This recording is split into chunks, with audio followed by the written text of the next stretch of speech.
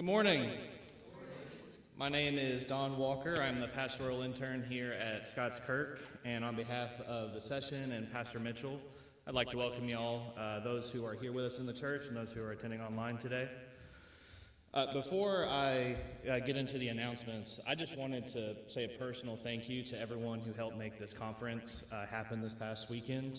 I was very thankful for Dr. Evans' diligence in speaking for many, many sessions over a short period of time. I think he did an excellent job.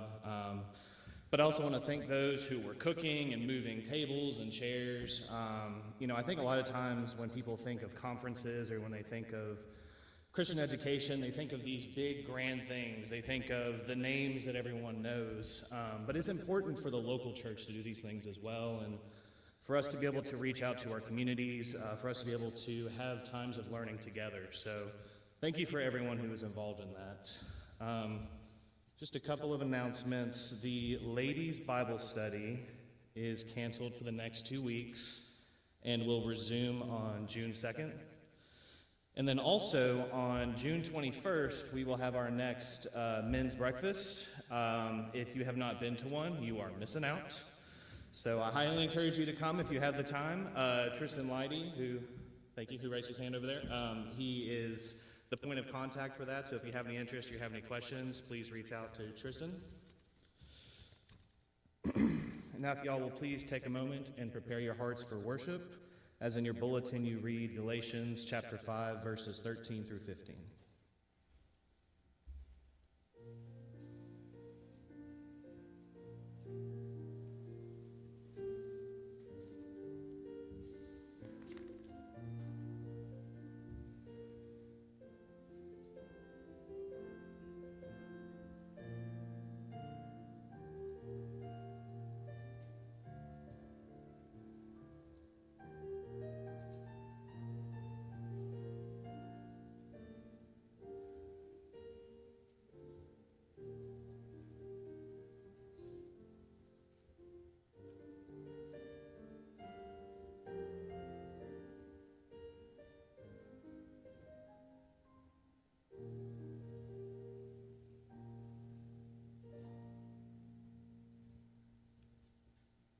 Our call to worship this morning is from Psalm 95, verses 6 and 7, if you'd like to turn there with me as I read.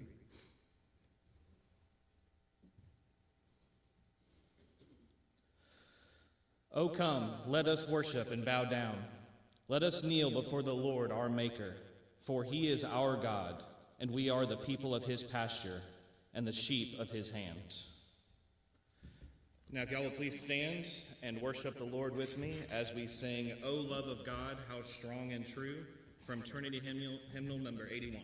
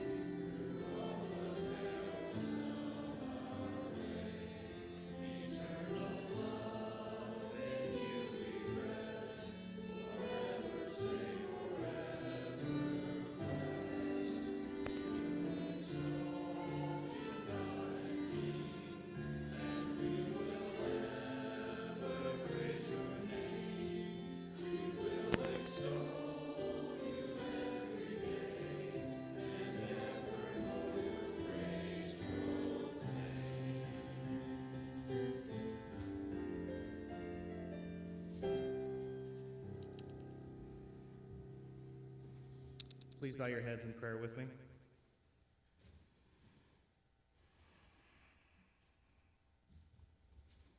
Heavenly Father, you are our rock of refuge. You are our strong fortress of salvation. Steadfast you are, faithful you are. Almighty Father, you alone are our God. From you we came in the beginning, and to you we return in the end. Receive us, O Father, in the name of your Son. It is in him that we come to you, in his offering up of his Spirit, that Holy Spirit that is both his and yours. In Christ's sacrifice alone we come to you. Receive us to yourself, O Father. Into your hands we put ourselves, and in our worship and in our work. We pray all this in the name of Jesus Christ, who taught his disciples to pray, Our Father, who art in heaven, hallowed be thy name. Thy kingdom come, thy will be done, on earth as it is in heaven. Give us this day our daily bread, and forgive us our debts, as we forgive our debtors. And lead us not into temptation, but deliver us from evil. For thine is the kingdom, and the power, and the glory forever. Amen. Please be seated.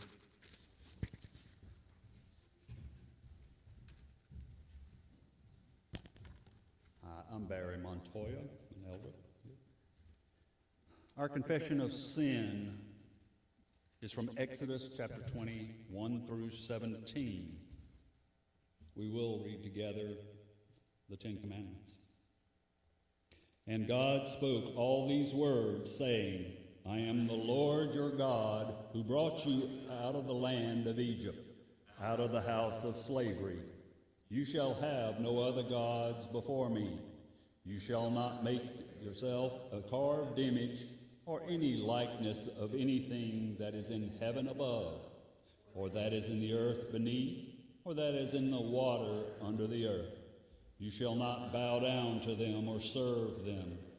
For I, the Lord your God, am a jealous God, visiting the iniquity of the fathers on the children to the third and the fourth generation, to those who hate me, by showing steadfast love to thousands of those who love me and keep my commandments. You shall not take the Lord your God in vain, for the Lord will not hold him guiltless who takes his name in vain. Remember the Sabbath day to keep it holy. 6 days you shall labor and do all your work, but the seventh day is a Sabbath to the Lord your God.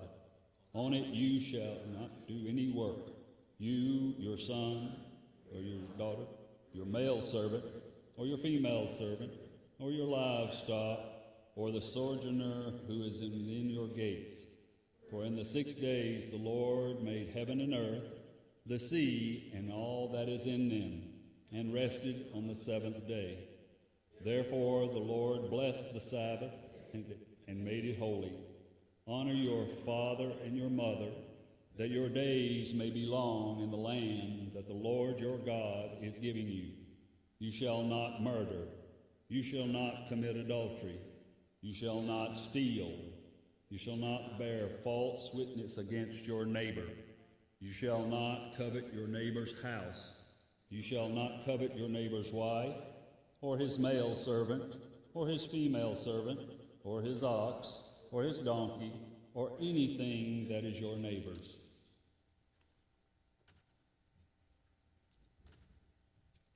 Man has found it very difficult to follow those commandments, and we all do, and we need to bring our confession of sin silently now.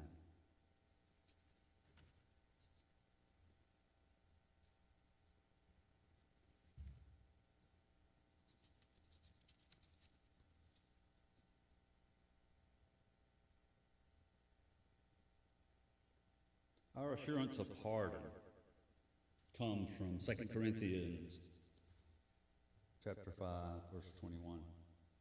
For our sake he made him to be sin who knew no sin, so that in him we might become the righteousness of God. Let us stand for our confession of faith from the larger Westminster Larger Catechism, question 96 and 97, and we will read responsibly. What particular use is there of the moral law to unregenerate men? The moral law is of use to unregenerate men, to awaken their conscience, to flee from wrath, and to drive them to Christ, or upon their continuance in the estate and way of sin, to leave them inexcusable and under the curse thereof. What special use is there of the moral law to the regenerate? Although from the moral law as a covenant of works, so as thereby they are not justified nor condemned.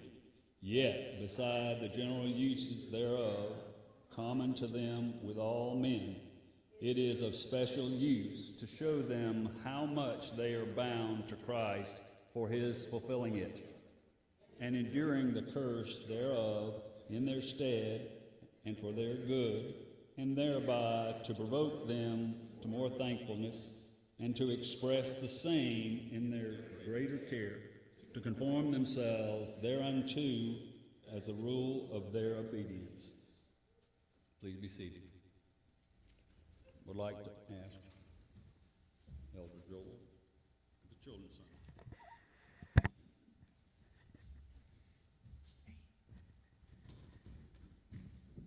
All right. You know what time it is. It's time to figure out how good our vocabulary is. Today in the reading, there's going to be a word, and we say it every week, but debt. What is debt?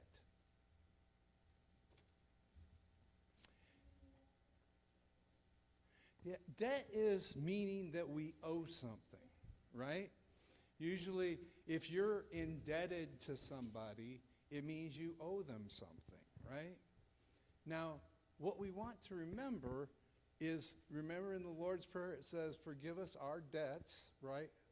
As we forgive our debtors, as we forgive those who owe us, right? So it's one of those that part of what we're called to as Christians is to not owe people things, but also to forgive them or to do for them if they owe us things, right?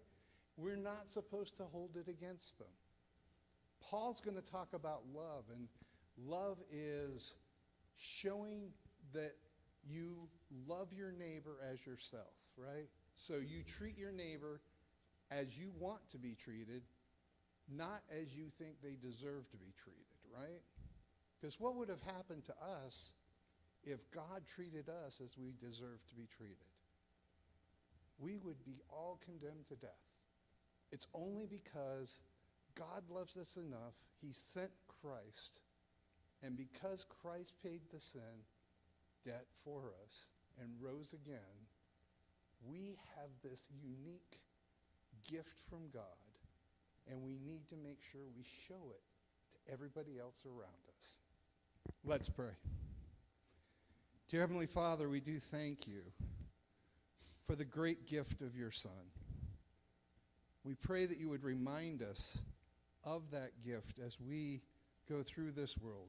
Remind us to treat others not as they deserve to be treated, because you didn't treat us that way, but to treat others as you treat us, to love them as fellow creatures made in God's image.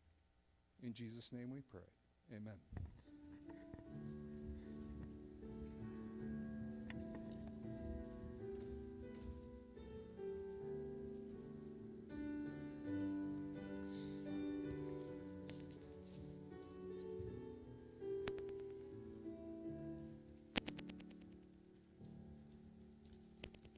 Thank you, Joel. Our scripture reading comes from the Psalmist, chapter 119, 33 through 48. Teach me, O Lord, the way of your statutes, and I will keep it to the end. Give me understanding that I may keep your law and observe it with my whole heart. Lead me in the path of your commandments, for I delight in it. Incline my heart to your testimonies and not to selfish gain. Turn my eyes from looking at worthless things and give me life in your ways. Confirm to your servant your promise that you may be feared. Turn away the reproach that I dread, for your rules are good. Behold, I long for your precepts. In your righteousness give me life. Let your steadfast love come to me, O Lord, your salvation according to your promise. Then shall I have an answer for him who taunts me, for I trust in your word. And take not the word of truth utterly out of my mouth, for my hope is in your rules. I will keep your law continually forever and ever, and I shall walk in a wide space, for I have sought your precepts. I will also speak of your testimonies before kings, and shall not be put to shame, for I find my delight in your commandments, which I love.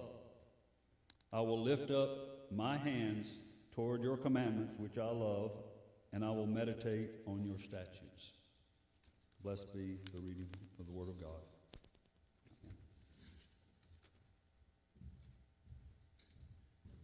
And let us go before our gracious Lord once again in prayer. O Father, Son, and Holy Spirit, you are gracious and merciful. You have given us your word, revealed who you are to us, how good it is. We thank you for this great gift that is more valuable than silver and gold. Help us to treasure it for what it is and what it tells us about ourselves and the way of salvation and all that we need in your whole counsel. May we depend on your word as we need it far more than we need daily bread. We must depend and fear you above all things. Help us to rely not on our own wisdom, but your wisdom. Give us strength, Lord, to, by your grace, live a life that delights in your word, that loves you and loves your word, and thereby we are able to love others. Help us not to be focused on ourselves, focused on things that are worthless, idols, things that are passing away of this life that moth and rust will destroy. But let us store up treasure in heaven, as you have loved us with a love that we cannot repay in Christ, who gave himself as a sacrifice for our sin and lived the life of righteousness that we have failed to live. He was a covenant keeper for our sake.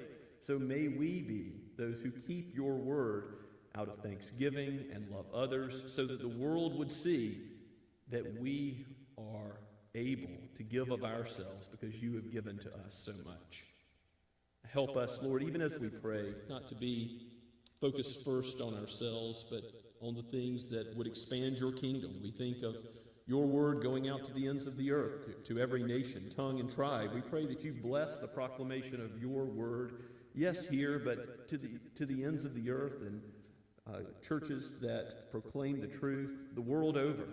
We do thank you for our brothers and sisters in the ARP, for other Reformed denominations, for other evangelical denominations, those who honor the Scriptures and honor Christ. We thank you for those in our own community here in Somerville, and whatever denomination they may be, may the truth be proclaimed. May your people receive it, and may they practice it to the glory of your name. We thank you, Father, that you have called some to go and to leave earthly comforts, to go to the mission field, and we continue to lift up a request that you would raise up such from our midst, that you would aid us in short-term missions that would lead to longer-term missions. We praise you, Father, for Alex Patet, who leads World Witness, and we pray in his time of sabbatical, rest and refreshment would be his, and that you would aid him in leading us as a denomination into the future, that you would help him come alongside all of the missionaries in this denomination as we go to places like Pakistan and Spain and throughout Europe, and open new fields and open old fields like Mexico again. Lord, we lift up the Van Dalens in Lithuania. We pray for their ministry there.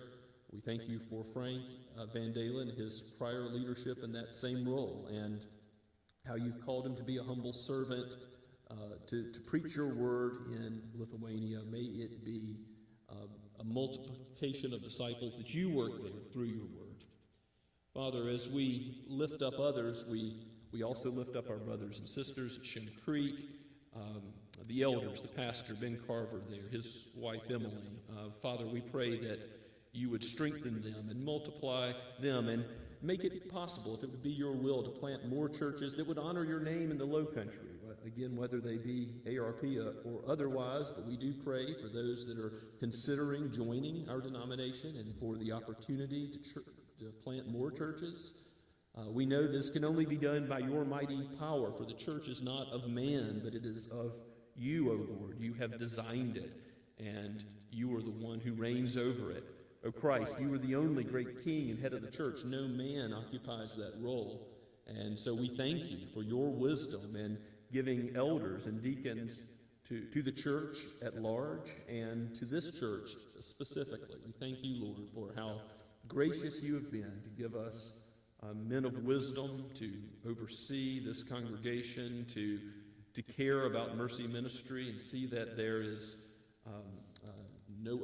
nothing that is left undone in the house of God, and that the community is loved. And even, Lord, as we think about this and those that you have gifted and equipped to do this, we admit that we are sinful and flawed human beings, and there is so much left to be done. We have not done all that you have called us to do, so help us to do more, to love our neighbors as you have called us to not only love other believers, although you have called us to love the household of faith, but help us to love those who do not yet know Christ, that by this love they might see the love that you have, come to know the gospel, embrace the truth, and live it out. Lord, help us to be hearers of your precious word today and also doers of it. Do not allow us to leave this place as we have entered, but change us by your Spirit. Conform us to the image of Christ. Help us to put off unrighteousness, sin, and help us to put on what your holy law requires, that we would delight in it more and more as we taste and see that you are good, that your commandments are good and holy, that they are right as the designer of the universe, that this is what you have given to us, your good and perfect will, that we might walk in it, even as Christ walked in the light. May we walk in the light also. Father, we give you praise for how you are sovereign over all the affairs of men. You are Lord of lords and King of kings, O Lord Jesus. Your Spirit dwells with your people, even where there is persecution and trouble under human governments. We do pray that you would remind those in such positions of their duty, and that we would be, as believers, subject as we ought to be, and those who are at peace with all men as far as it depends upon us. May we be peacemakers in human relationships. Lord, may that be more and more true. May we exercise the forgiveness you've called us to walk in the church, and even forgiving others who do not yet fully comprehend what forgiveness is. Lord, may we forgive our enemies. May we love our enemies as you have called us to do. Help us. Give us your grace that we would do that more and more. Father, we pray for the marriages in this church, for husbands and wives, that in that relationship you would be honored and your name glorified. We pray for those who are married, and we pray for those who are single, that in that state they would honor you as well. We pray for those who are about to be married. Father, we pray for Matt Carnes and Emmy Mitchell specifically. We also pray for, Lord, those who are moving away from us, for Lauren Gary and shortly Will Hull as well. We think of how good it has been that you have brought these brothers and sisters into our midst, and we pray that you would bless them as you relocate them to, by your providence, another place, another church, another body. Father, we lift up those who are in need. We pray for Raymond and Margit and ask that you would bless them with peace and grace, and keep Margit, Lord, preserve her and be with Raymond, be near to him, bless him with the truth and encourage him. Father, we pray for Rich Troutman, for his persistent issues of pain, and we continue to lift him up, even as you have heard our prayers. And we thank you for how you have blessed Rich with healing in the past. So heal again, Lord, we ask. And with Gay Schaefer, Lord, we lift her up and ask that you would be present with her. Lord, relieve her pain, give her clarity of mind and peace in the gospel as well. For those who cannot be with us, who are traveling, we pray for traveling mercies. We know that whether we come or go to one place or another, it is only by your will. Thank you, Lord, for life and breath, for this opportunity to be with your people in person today, in your house, or, Lord, for those who are providentially hindered to hear your word online. We thank you that you are good to your people in providing this community. You have not left us to ourselves, but you have given us the body of Christ and all the spiritual gifts in it.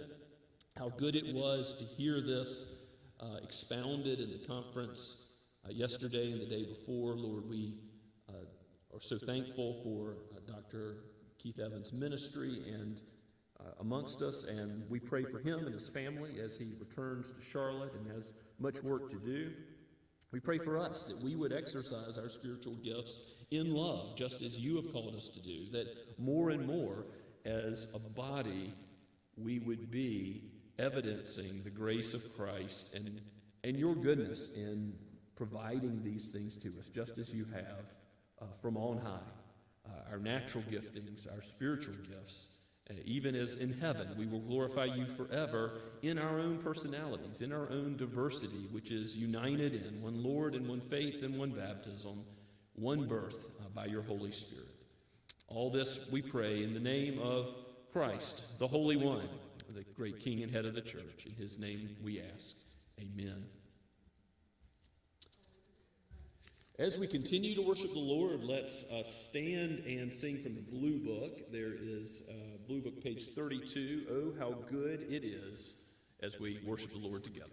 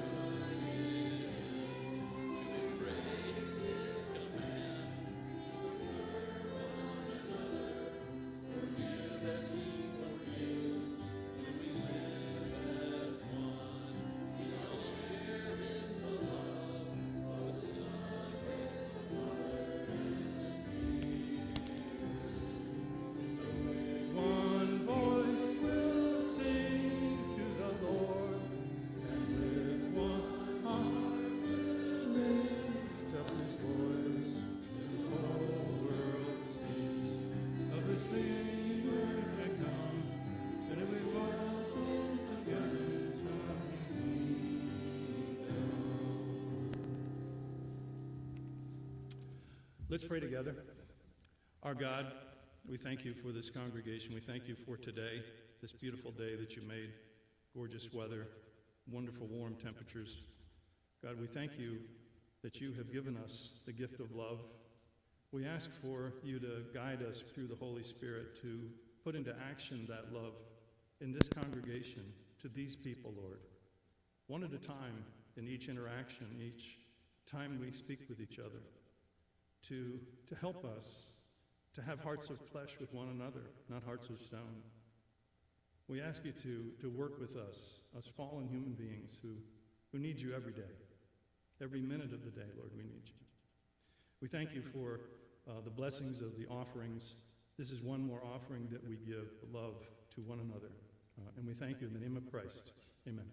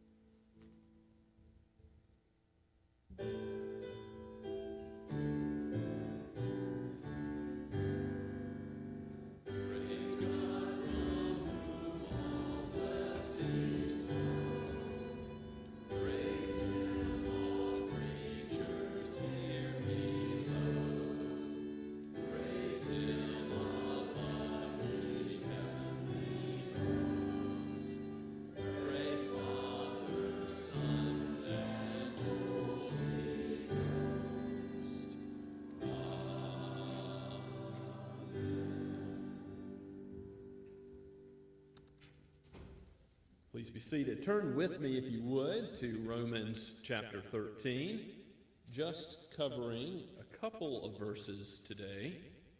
We're going to read from verse 8 all the way down to verse 14. So Romans 13, 8 through 14. You may think this is a sharp turn in Paul's application of what it means to have our minds transformed by the Word of God, not conformed to this world. But he's just talked about paying what is owed to the civil authority, to the human governments that we are under, how we live at peace with all people, even though these human governments often persecute Christians, often do what is wrong. And so the Lord has called us to peace as far as it depends on us, and to pay what we owe to them, taxes, revenue, respect, honor. And in that context, we pick up in verse 8, as Paul returns to the theme of love. He's already talked about loving enemies, loving those beyond the scope of the church, even those who oppose us. And now he's going to focus in on what it means to love in this way. Let's read God's holy word again, starting at Romans 13, verse 8. Owe no one anything except to love each other. For the one who loves another has fulfilled the law.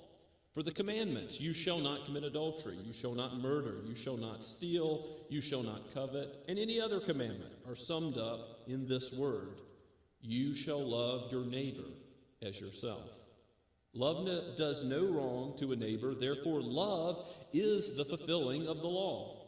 Besides this, you know the time, that the hour has come for you to wake from sleep.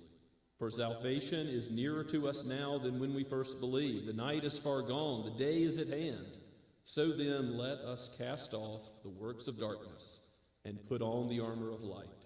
Let us walk properly, as in the daytime, not in orgies or drunkenness, not in sexual immorality or sensuality, not in quarreling or jealousy, but put on the Lord Jesus and make no provision for the flesh to gratify its desires. Let's pray together. O Holy Spirit of God, aid us and help us, as it is your glorious task to do. You have written this word. You have given it for the church in Rome and for each of us who hear it today. Open our eyes to behold it, and may it sink down into our souls so that we abide by it, so that we see the majesty of it, so that we love it, and so that we live by it. For we pray all this in Jesus' name. Amen. Now, Paul is not saying that you can't have any debts at all in this life. So those of you who have a mortgage or any other sort of debt, that's not what's in view when he says, owe no one anything. And there's a whole host of reasons I could give for that. In the Old Testament, you have specific laws about usury and charitable loans in the Pentateuch that apply to the nation of Israel, but also have application to us today in some teaching ways about what is appropriate for charitable loans and business loans, non-charitable loans. But Jesus himself says in the Sermon on the Mount, do not refuse to lend. Now, if you lend, that's one half of the equation. So if it's okay to lend, it's also by implication okay to borrow. I'll just leave it at that. In the discussion of owe no one anything. Some commentators even debate if this is an imperative or not in the way the Greek is constructed. But Paul's point is owe no one anything except the debt of love you owe, and he's talking about fellow human beings, except the debt of love to each other, for the one who loves another has fulfilled the law. Now, obviously, we owe a debt of love first and foremost to who? To God himself. What fit return can we make, as the psalmist says, given his great blessing to us, the cup of blessing he has given us in Christ? We cannot repay God for his love in Christ Jesus.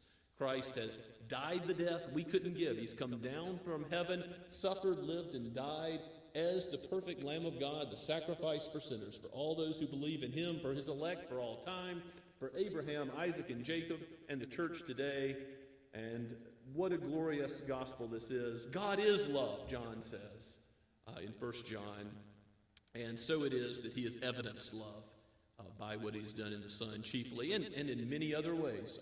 The fact we have life and breath, that we enjoy each day that he has given, the rain, the sunshine, these are good gifts given to all men. God is good to all and evidences his love to all of his creatures. So we do owe a debt to God that we cannot repay, and out of thanksgiving we seek to love him. Paul is going to talk about how the life of obedience to God's commandments is wrapped up, the law is wrapped up in love, summarized in love.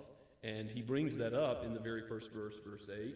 He says, the one who loves another has fulfilled the law. But you see, the focus is on the second table of the law. We read all of the 10 commandments this morning, which reminds us God has called us to live by these commandments, but we haven't. So therefore we've confessed our sin, and rightly so. God is holy and we are not.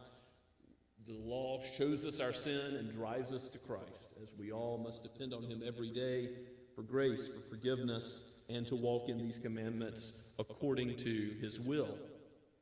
But Paul emphasizes the second table of the law and lists them off in verse 9. You know the commandments. He lists off, do not commit adultery. Why does he not list off the fifth commandment about obeying father and mother? Well, it has to do with authority. He's just addressed authority in Romans 1 through 7. You shall not murder, you shall not steal, you shall not covet, any other commandment. So again, not a complete list, but they're all summed up, and you shall love your neighbor as yourself, Paul says. And what did Jesus say when he summarized the greatest commandment and the second greatest commandment are, to those who asked, he said, the greatest is to love God. The second greatest is to love your neighbor as yourself. To love God with all of your heart, soul, mind, and strength, and to love your neighbor as yourself. That summarizes the Ten Commandments, which themselves are a summary of all of the law of God. There are more commandments in Scripture, but the Ten Commandments are a summary. The first four relating to our duty towards God, the last six relating to our duty towards man. And Paul is highlighting our duty towards man because if you love your neighbor as yourself, what have you done towards God? You've also done what God has required. You are not worshiping an idol, but you are fearing the Lord and worshiping Him and glorifying Him, to use the first commandment for an example. So if you're loving your neighbor truly as God has laid out for us in Scripture, it implies you're also keeping the first table of the law. The one who loves has fulfilled the law. Now, if on your anniversary with your wife, those of you who are married, or your spouse, whatever the case may be, if in my case I come home to my wife and I give her a couple dozen roses and say, honey, I've just done my duty here, that's all. The gift probably wouldn't be received in the best possible way. Just doing our duty by the law is not all the Scripture has in view for the Christian life, is it? No, we're to live out of thanksgiving and indeed do what the psalmist says again and again in Psalm 119. I didn't have Elder Montoya read the entire psalm, but it's the longest single chapter in the Bible. And over again, the theme of the psalm is how good God's word is, how helpful it is, how wonderful it is, because God is the designer of the universe, has given it to us for our good, and He delights in it. So it is our duty and our delight. That's how God has intended it. Now, I know, due to sin, that we all struggle at times with doing what God has required us to do. Sometimes it's difficult to come to worship. Sometimes it's difficult to interact with another believer, to love an enemy, as Paul's already described in Romans chapter 12. That is definitely difficult. Sometimes it's difficult to pray. Sometimes it is difficult to follow God's will that we know is the right thing to do. So sometimes our duty does come to the fore, and often as we do what God has called us, what does He do by His grace and His mercy? Give more and more delight, give more and more pleasure and love in the doing of it.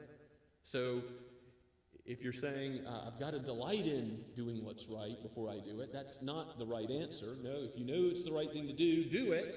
There is a place for duty, but you also know that God calls you to delight. It is a command to delight in God's word.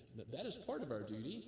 And by His work, by the Spirit's work, not our own fleshly strength, God brings that about as part of the sanctification process in His people more and more.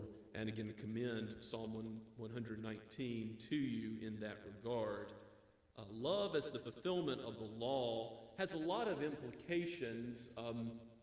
In the Westminster Standards, if you go through its exposition of the Ten Commandments, it gives some rules for interpreting the Ten Commandments, because most of them are a negative prohibition of don't do this, don't do the other thing. So do not worship idols. What are we to positively do? Worship God, glorify Him, honor Him, fear Him, love Him, serve Him. And this proves, our text today proves that is a right way to interpret the Ten Commandments, and the Westminster Standards give a biblical argument. Every time there's something negative prohibited, the opposite positive thing is commanded, and vice versa. So it goes through all the Ten Commandments, and this is in the larger catechism particularly, and I commend this whole section to you. If you want to know more about the law of God, it's a Bible study going through so much of the Scripture and giving you in each commandment what's prohibited and what's commanded. And if you read that section of the Westminster Larger Catechism, you will be convicted of sin. You will see that there are things that God has commanded and prohibited, that you're not doing what's commanded. You are doing things that are prohibited. You need to ask forgiveness of sins. But it's also a guide. It helps you to know, okay, What do the Scriptures call me to do as I live for God and His glory, as I seek to delight more and more in His law? So look at verse 10. Love does no wrong to a neighbor. Therefore, love is the fulfilling of the law. See, love, when you're doing God's commandments, it not only does no harm, but it also fulfills the whole law. It positively does what the law requires. If you go to another one of Paul's epistles to the Galatians, in Galatians chapter 5, you can see where in the fruits of the Spirit discussion at the end of Galatians chapter 5, Paul gives a list of the fruits of the flesh, then lists the fruits of the Spirit, among them love, of course. And in verse 23, he ends the list of the fruits of the Spirit by saying, against such thing there is no law. There's no prohibition against doing what is right and good in accordance with God's own character. So it's not that you're freed from the law. It's not that you are freed from it, as we confess in our confession of faith, as a covenant of works. It's not the way to be saved by loving people well enough that God will accept you. That's impossible. We cannot do that. God is holy, and no amount of effort to love Him and love neighbor will ever justify us. But God has called us to love and thereby fulfill the law, to do what we're called to do by bearing the fruits of the Spirit. And by putting on the fruits of the Spirit, it also implies putting off the fruits of the flesh. And there's a parallel between Galatians 6 and the verses that follow in 11 to 14. Paul says, you know the time. We're in the last days. Jesus Christ can come back at any time. New heavens and new earth. All things made new. The righteous forever in the communion with God in the light of His presence, and judgment for those who have not embraced Christ. There will be a sudden and complete, wonderful end to time. And that is the next thing that will happen in this epoch in which we live. You know the time. We live in the present evil age, and the hour has come to wake from sleep. So what use is the moral law, that is the Ten Commandments, the commandment to love God and neighbor to all men, as we confessed?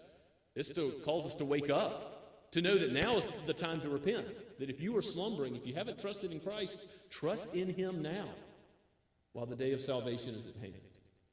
The word is being proclaimed to you now. Do not labor any longer under the weight of sin, seeking to earn God's favor, putting off trust in the Lord Jesus. Paul says salvation is nearer to us now than when we first believed. Salvation in the sense of that final consummation. Paul sometimes uses the word salvation to refer to justification when we first know Christ, or sometimes to the whole of salvation. But here I think it is to that final consummation of salvation. Salvation is nearer to us now than when we first believed. The night is far gone, the day is at hand, so let us cast off the work of darkness and put on the armor of light. An interesting reference to the armor, Ephesians 6, and thinking about the war of the Christian life that we still battle with. Our own sinful flesh, the temptations of the world, the evil one, the external influence of the kingdom of darkness upon us. We have the whole armor of God. We have in Christ the access to the throne of grace. We have prayer.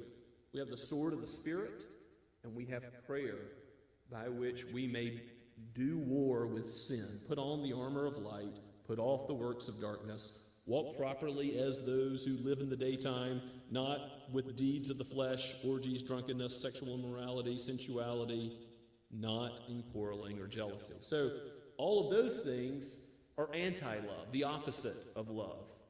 For if we are participating in sexual immorality, we're not following the seventh commandment. We are doing what is harmful to our neighbors. People justify that, but it ought not be justified, right? And to lie, to harm one another, to gossip, to break the ninth commandment, to bear false witness against your neighbor, and to say you love your neighbor at the same time, Can't be possible, because love is the fulfilling of the law. The two must go together. So we must put off the breaking of the law in these ways. And we could go through all the commandments like that.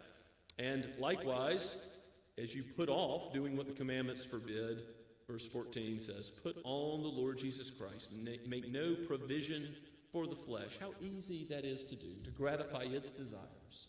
To say, I'm going to hold back some area of my life from being sanctified by the Lord. I'm going to coddle some sin that I want to be a part, and yet let God work elsewhere but not here. Oh, may it not be so. Believer, God is wise. He's given his law to you, the creature, because he is so much wiser than you. Fear him, submit to him, love him for that guidance and instruction. And understand that if you go against the grain of reality, you will get splinters. He is the designer of the universe. He knows what is in your best interest. The fifth commandment of honoring father and mother, that's so things go well with you. It's honoring the Lord and not coveting other people's treasure, their situation in life, that will cause you to be content. Godliness with great gain. And ultimately, loving others that we are called to is reflecting God himself. And I do think this is reaching beyond the Christian community. When Paul says to love one another, back in verse 8, loving each other in the church comes to mind with that one another phrase. And there is a priority to the household of faith, as we've seen. But there is a call to love our neighbor as ourselves.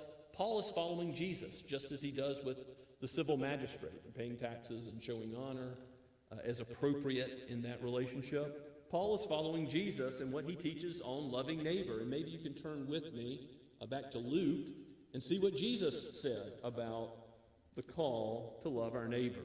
This is the famous parable of the Good Samaritan, which begins in Luke 10, verse 25.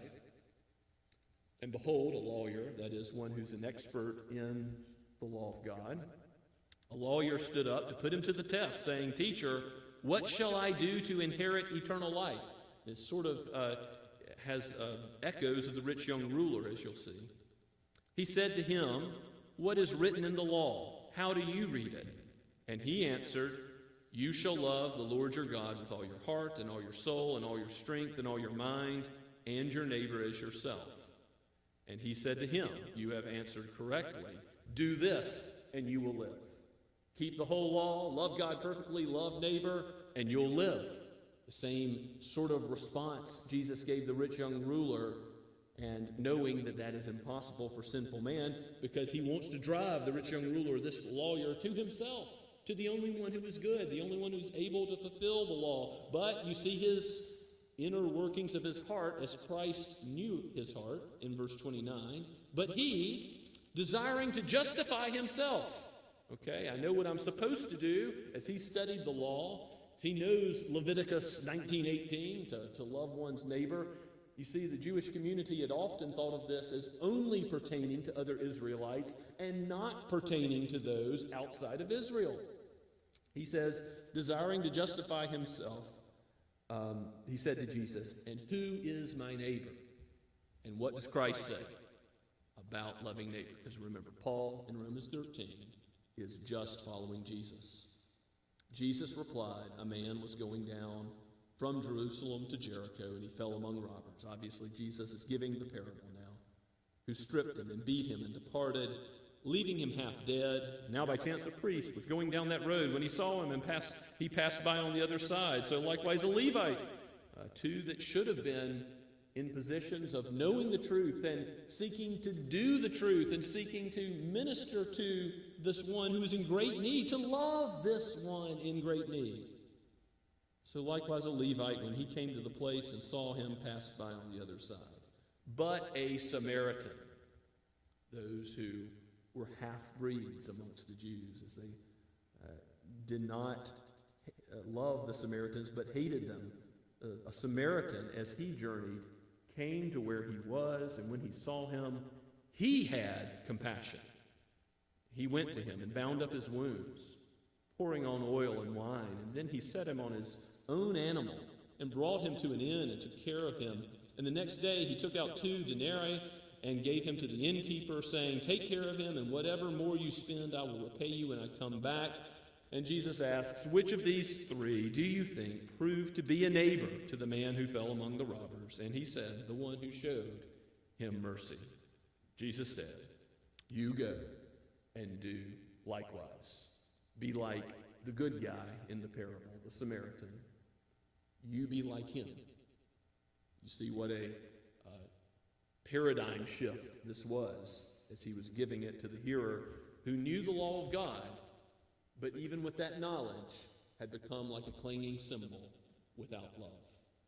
May we be given the command of God to fulfill the law, looking to those who are needy, looking to those who aren't like us, looking to those in our community that are some trouble to deal with, looking for those who are our neighbors that God has put in our path, and saying, Lord, how have you called me to love them? Loving even those who are our enemies, seeking to be at peace amongst all men, living under human governments, as Paul's already discussed.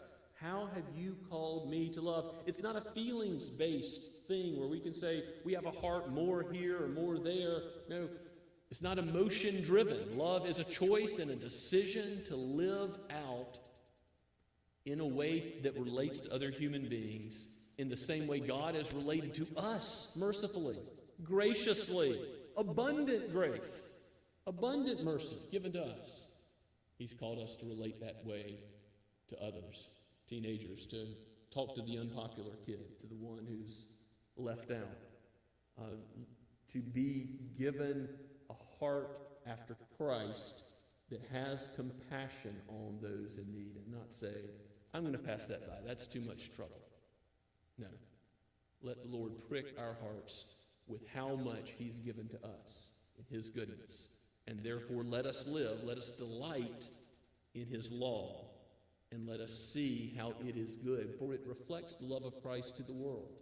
As Jesus prays in the high priestly prayer, this is how the world will know us, by our love, both for one another and that overflows to all of the world, every single human being that is made in the image of God.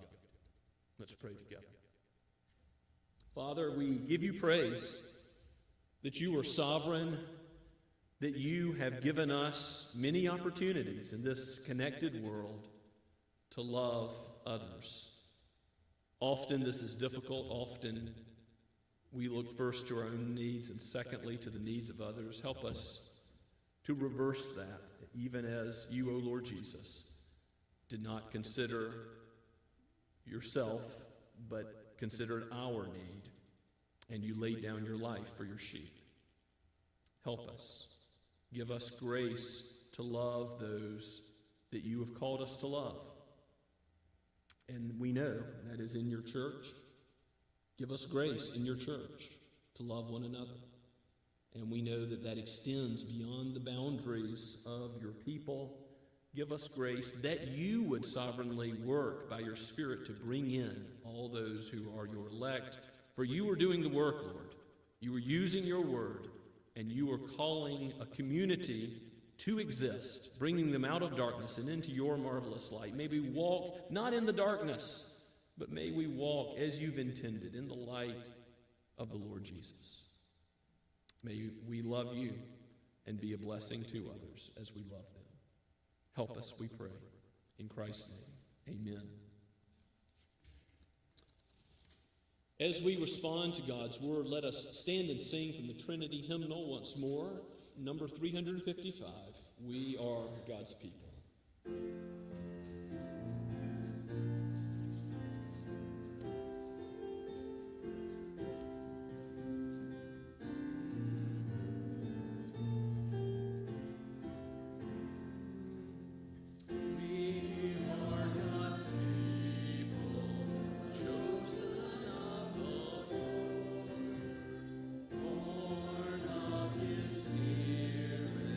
Established by his word.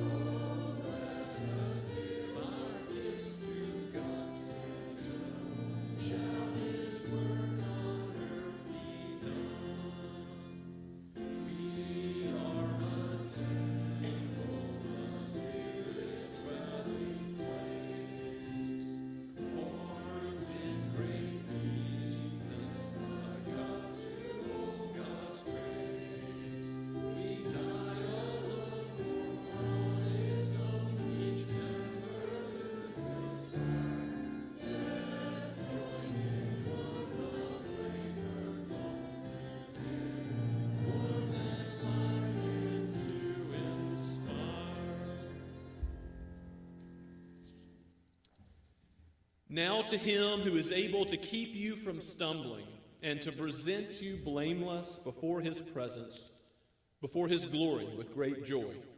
To the only God, our Savior, through Jesus Christ our Lord, be glory, majesty, dominion, and authority before all time, now and forever. Amen and amen.